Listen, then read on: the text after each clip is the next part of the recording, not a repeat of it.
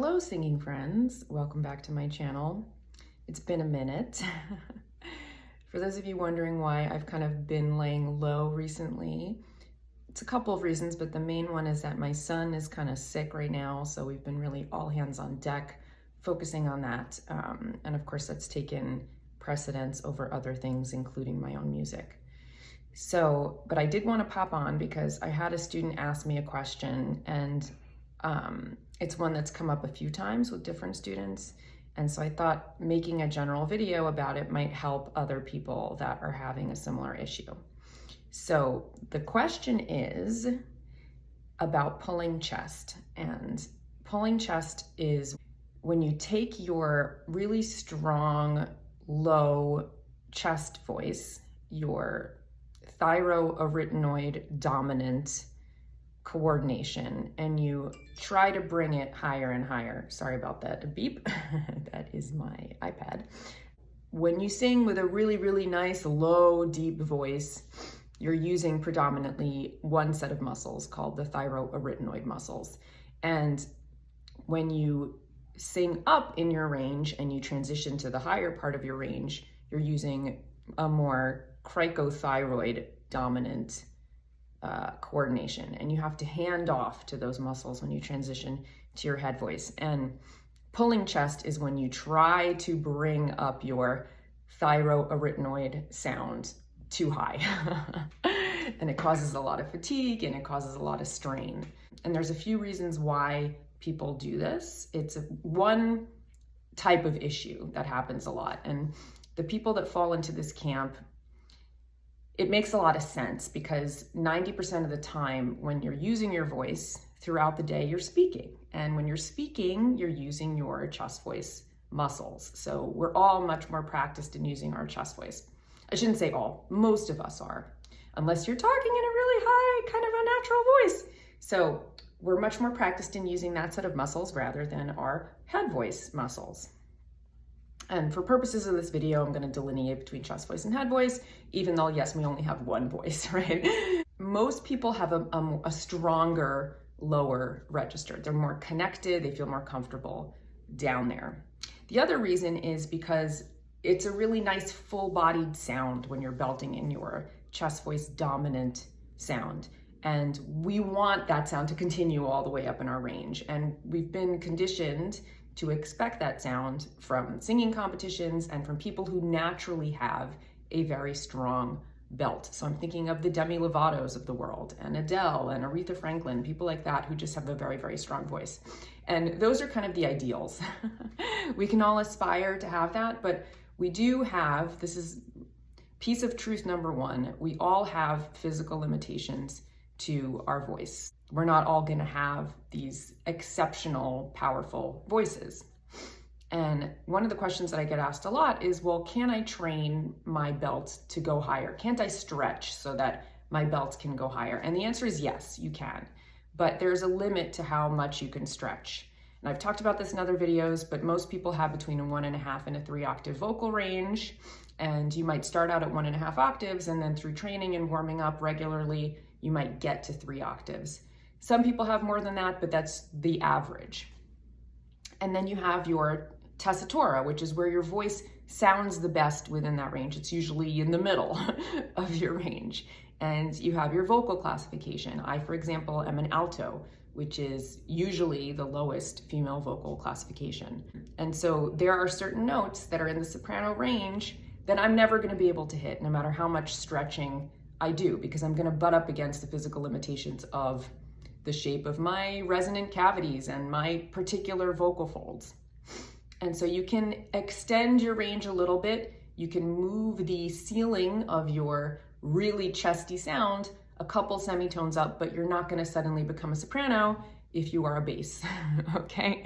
So that's misconception number one. The other thing that people get confused about is your head voice and your chest voice, head voice mix are never going to sound exactly like your pure chest voice belt. Your pure chest voice belt has a lot more bassiness to it. It's a heavier, thicker sound. And so there's certain things that you can do to doctor your sound as you move up in your range to make it sound more similar to your chest voice sound, and slowly mix in a little bit of your head voice so that you don't hear a very distinct break or drop off in power as you transition from your TA dominant muscles to your CT dominant muscle coordination. Okay, so I'm gonna do a couple of demonstrations, and then I'm gonna give you some exercises that you can do to start blending that sound. Let's take a song that is difficult for me to belt high because of my alto range. And I have not warmed up, as you can hear, I have a froggy morning voice, but let's take Girl on Fire by Alicia Keys, because I know that this chorus is hard for me to hit those notes in my full chest voice. So the verse is in my very comfortable chest voice range, right? She's just a girl and she's on fire, hotter than a fantasy, lonely like a highway. So the chorus to the song goes up to a C sharp 5. And for me, this is high. So if I were to try to belt this in my full chest voice, this girl is on fire, I could do it, but it sounds very screamy, right? It doesn't sound good. It sounds very strained and very heavy. And I know that if I sang this song through, by the end of it, I would have a lot of vocal fatigue. I would feel like I was losing my voice. So the first thing to notice is when I go up for that really, really heavy sound, my larynx is coming up. You see this coming up, and everything is squeezing, my throat is closing, and it feels really kind of terrible. So one thing that you can do immediately to start transitioning is watch your larynx. When you yawn, your larynx goes down, and you can see it really clearly on me because I have a really bony neck, so I have a very prominent Adam's apple. So when I yawn, my voice box goes down, right? When I swallow, my voice box goes up. So when I'm improperly pulling chest, my voice box goes up, and it really physically closes my throat and makes me strain, and my throat close up, and my sounds very strained and terrible, right? So one thing that you can do is practice taking a yawny breath, relaxing your throat, and getting your larynx to go down when you're going for those high notes. And keeping your throat open and even going the opposite direction, putting your larynx down and getting more of a dopey sound, like boo, boo, boo, is gonna allow you to get a couple more semitones in the top of your chest voice belt. So if I knew that I was gonna sing this song at the end of a set and I wanted to really blast it and keep it fully chest voice, I would be really conscious of relaxing my throat and lowering my larynx and trying to keep a more open-throated sound. However, if you wanna transition and get more of a mixed sound, you want to keep your larynx neutral. You don't want to go full open throat dopey sound, because that's going to encourage you to pull chest. So when you want to transition, you want to lighten up your sound a little bit, and you want to start mixing in more of a head voice coordination. So you want to start tilting your larynx using your cricothyroid muscles and spinning your sound forward inside of your mask. So when I sing with a really, really low chest voice belt, I feel it hitting around here in my chest, right? We feel the sympathetic vibrations in our chest. When you're starting to transition up and tilting your larynx forward, you're gonna feel the vibrations hitting more on the inside of your nose, kind of tickling the inside of your face, singing into your mask. And one thing that you can do to encourage the tilt and to encourage your resonance to kind of move forward is to smile. That's gonna raise your soft palate, and it's just gonna start spinning the sound forward a little bit. So if you smile, suddenly your sound is gonna start projecting forward. This girl is on fire. That's more what I want. And obviously it sounds a little bit different than my chest voice belt, right? It's not as bassy. That's just what it is. But things that you can do to try to doctor your sound to make it a little bit more close to your chest voice. Number one is to zip out any breathiness, right? So a lot of times when people haven't worked with their head voice at all and they're not used to using their head voice, they'll get a very, very light breathy sound. This girl is on fire. I'm not even getting any sound because it's very, very early and I haven't had enough enough water or warmed up my voice. But your vocal folds are just very lightly coming together, and you're getting that breathiness. You can hear that hiss of air behind my sound, right? So the first thing you want to do is zip out any breathiness. You want to adduct your vocal folds together more securely so that you're not hearing that hiss of air. And one way to do that is to say, uh-oh. When you say, your vocal folds come completely together. So you can try singing the melody of the higher notes on a staccato That's going to make sure that the onset of each note, your vocal folds are completely adducted. And then you can start extending the note to make it more legato and see if you can maintain that closure.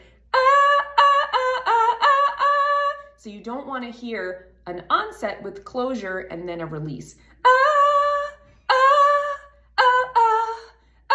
So the initial onset of my note, my vocal folds are adducted and then they're separating and you're hearing that hiss of air behind them.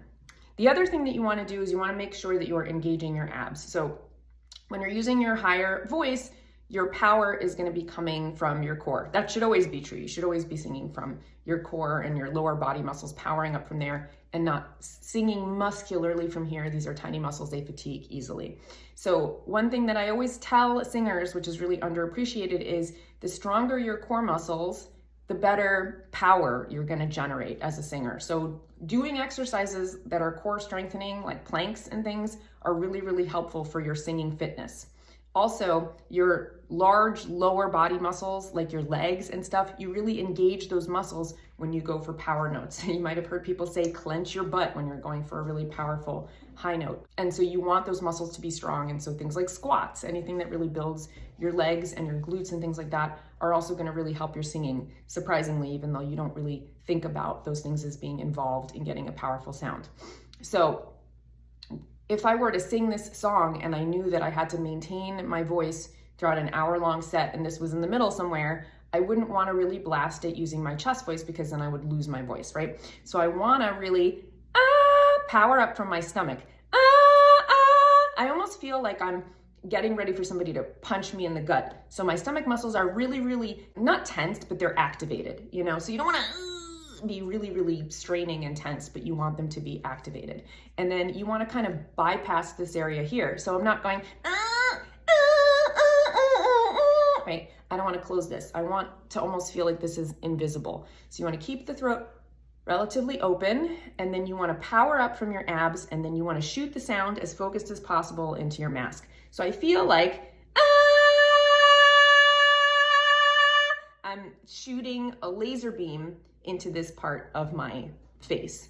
So one way to kind of practice releasing your chest voice so you don't get stuck in your chest voice below the mustache line, right? You don't want to hit that ceiling and then pull chest and try to get beyond that, is to practice using like an ooh sound. So when you do your sirens, the ooh,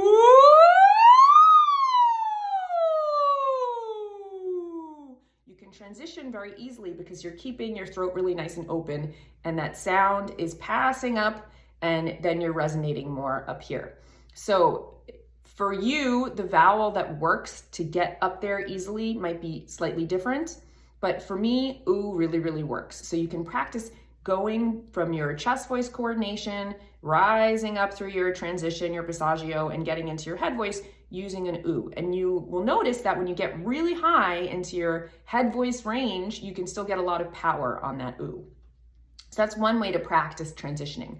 Another thing that you can do to start getting a more focused and powerful sound in your head voice is to use the singing straw. I've talked about this a lot. This is a specially formulated straw that has a perfect diameter. It's 3 millimeters, and it's going to give you the right amount of back pressure so that you can really feel the balance of how much you should lean into a note. So if I were singing that, when I use the straw, I feel my abs engaging to get that sound out. Because I'm getting pressure back, it takes a certain amount of ab engagement for me to get any sound out of here. If I'm too weak and collapsed, I'm not gonna be able to get a sound through here. So already you're setting yourself up for success because you're really activating your core muscles, right? So I can train my body about the balance that I need to use in terms of intensity and relaxation in order to resonate fully on that high note. So when I'm recording or when I'm practicing for something, if I'm having trouble getting a nice strong sound or getting the appropriate amount of resonance on a note, I will take the singing straw and I'll sing the melody through here, or even just one note, and then you take it away, this, and you try to maintain the same feeling in your body, the same amount of coordination, right? So this, this. Now, obviously, it doesn't sound exactly the same as this, right? It doesn't have the same like visceral kind of power, but frankly, I think it sounds better because it doesn't sound strained, and it's not going to put the same amount of wear and tear on my vocal folds. It's a more healthy way of singing. So hopefully this helps you. If you have any further questions, you can post them in the comments below and I will try to get to them and answer them all. Thank you for watching, and hopefully I'll see you guys soon. Happy singing.